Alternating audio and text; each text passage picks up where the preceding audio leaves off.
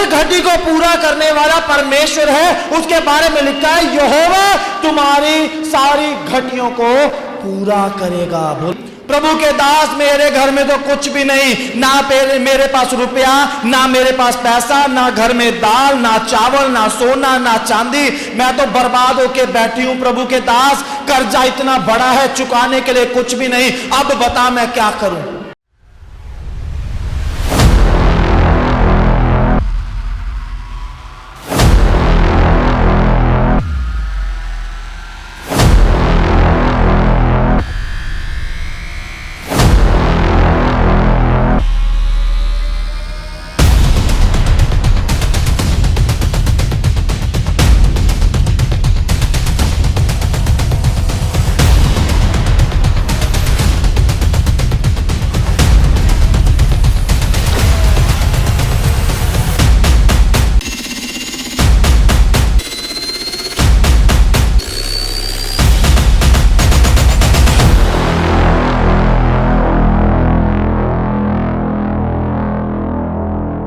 परमेश्वर हमारी जरूरतों को जानता है, हमारी जरूरतों को पूरा करता है, और जैसा वचन में लिखा है हमारे मांगने से पहले वो परमेश्वर जानता है हमारी क्या क्या आवश्यकताएं हैं। आमीन। जो परमेश्वर हमारी जरूरतों को जानता है उसके बारे में बाइबल में यह भी लिखा है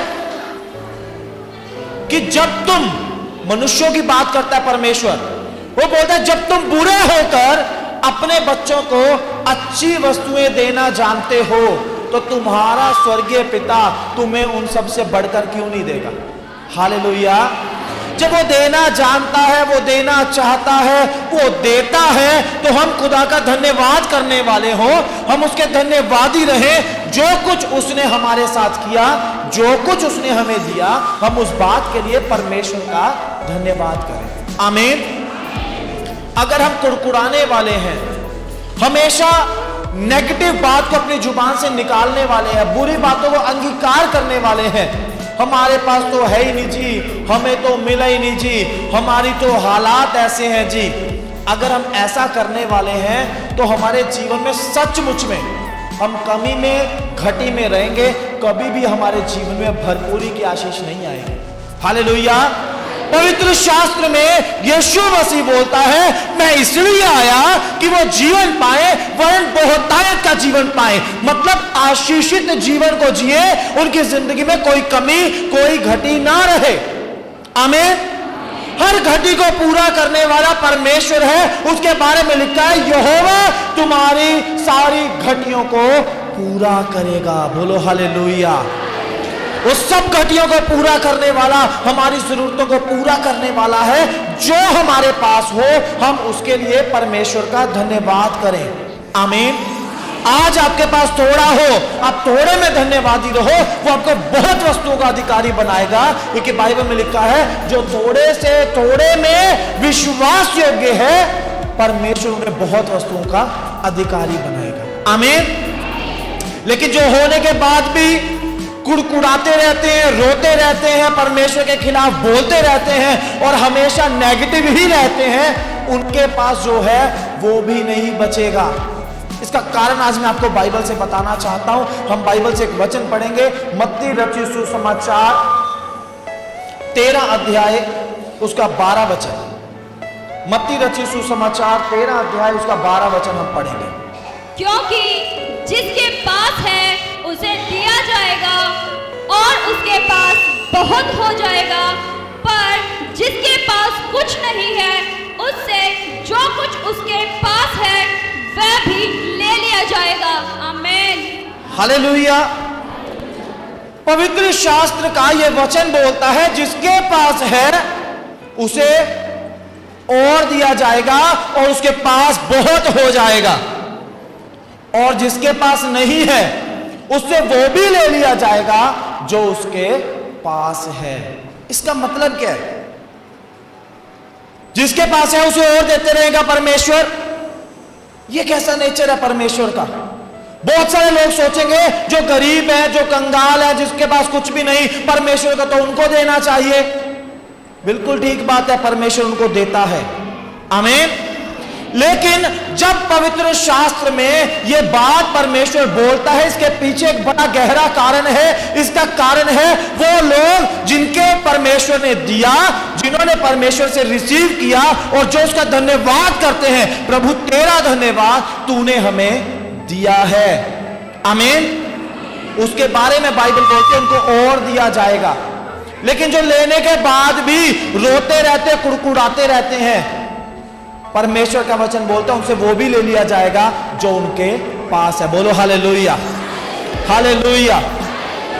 आपके पास आपकी जरूरत के हिसाब से हो सकता है थोड़ा सा ही हो, आपके पास केवल 3-4 जोड़ी कपड़े ही हो, बार बार आपको बदल बदल के वही पहनने पड़ते हो सकता है आपके पास एक घर हो जो बहुत छोटा हो, एक ही कमरे का और वो भी किराए का हो सकता है आपके घर में जो राशन हो वो केवल कुछ ही दिनों का बचा हो और उसके बाद राशन भी ना हो। आपके पास एक नौकरी हो लेकिन वो बहुत थोड़ी तनख्वाह वाली हो, बहुत छोटी हो।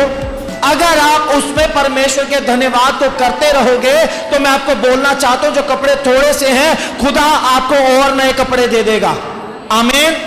आज जो किराए का छोटा सा घर है, खुदा आपको अपना बड़ा सा घर दे देगा। अगर आप खुदा का धन्यवाद करने वाले 5,000 की नौकरी के लिए, तो कल का खुदा आपको 50,000 की नौकरी भी दे देगा। आमीन।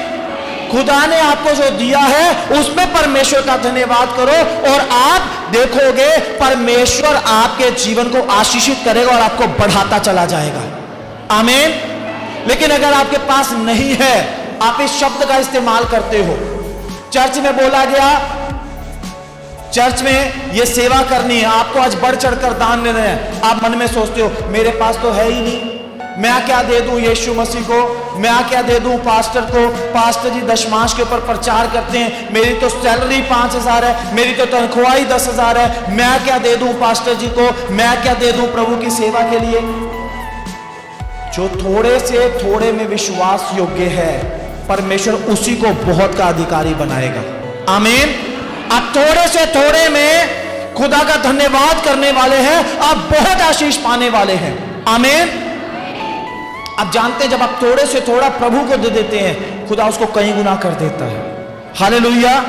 इसके बाइबल में आपको कई उदाहरण मिलेंगे, बहुत सारे उदाहरण आपको बाइबल में मिलेंगे। एक उदाहरण मैं आपको देना चाहता हूं। एक बार एक औरत थी, उसका पति मर गया। उसका पति भविष्यवक्ता का चेला था, प्रभु की सेवा करने वाला था। उसका पति मर गया। जब पति मर गया तो पति के ऊपर बहुत सारा कर्जा था। औरत प्रभु के दास के पास आई और बोला, जो तेरा दास था वो मेरा पति था, वो तो मर गया, उसने बहुत बड़ा कर्जा ले रखा था, अब जिसने कर्जा दिया था वो मेरे घर में आके बैठा है, वो बोल रहा है मेरे बेटों को अपना दास बनाएगा, सारी जिंदगी के लिए अपना नौकर रखेगा। अब तू बता मैं क्या करूं। प्रभु के दास ने, एलीशा उसका नाम था, उसने सवाल किया, तू क्या चाहती है मैं तेरे लिए करूं। औरत ने बोला, मेरा जो कर्जा है उसको उतार दे बस, कैसे भी। प्रभु के दास ने पूछा, तेरे घर में कुछ है? उसने बोला, हां मेरे पास है, मेरे पास थोड़ा सा तेल पड़ा हुआ है। उसने बोला, ठीक है एक काम करना, यहां से जा, अपने घर में जितने बर्तन है सारों को इकट्ठा कर और अपने मोहल्ले वालों के बर्तन तू ला के इकट्ठा कर और उस तेल को उंडेलना शुरू कर दे। वो गई और प्रभु के दास ने बोला, थोड़े बर्तन मत लेके आना, जितने ज्यादा से ज्यादा हो सके उतने बर्तन लेके आना। वो गई, जाके उसने दरवाजा बंद किया, घर के सारे बर्तन इकट्ठे किए, उस तेल को लिया, उसमें उंडेलना शुरू किया।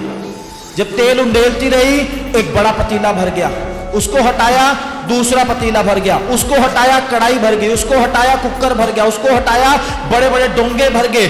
उसने अपने बेटों को भेजा, जल्दी जाओ पड़ोसियों के घर में बर्तन लेके आओ। सारे मोहल्ले के लोगों के एक एक करके सारों के बर्तन इकट्ठे कर लिए। सारों के बर्तन इकट्ठे करते करते सारा तेल उंडेलती गई, सारे मोहल्ले के बर्तनों में उसने तेल भर दिया और उसने अपने बेटों को बोला, और बर्तन लेके आओ।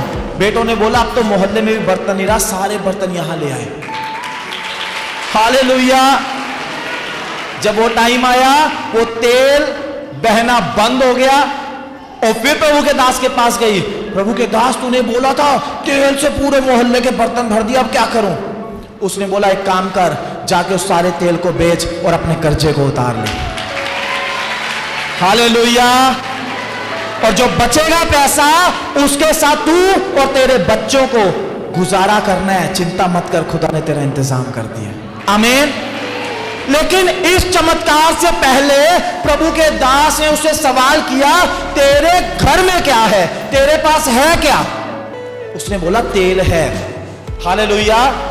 अगर वो ये गिनवाने पे आती, प्रभु के दास मेरे घर में तो कुछ भी नहीं, ना मेरे पास रुपया, ना मेरे पास पैसा, ना घर में दाल, ना चावल, ना सोना, ना चांदी, मैं तो बर्बाद होके बैठी हूं प्रभु के दास, कर्जा इतना बड़ा है, चुकाने के लिए कुछ भी नहीं, अब बता मैं क्या करूं?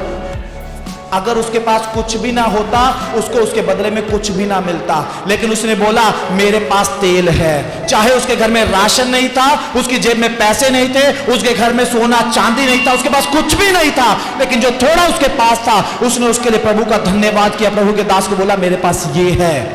खुदा का धन्यवाद। और खुदा ने उसको इतने गुना कर दिया, इतने गुना कर दिया, सारा कर्जा भी उतर गया और सारी जिंदगी के लिए पैसे का जुगाड़ भी हो गया। बोलो हालेलुया, बोलो आमीन। ये हमारा परमेश्वर है।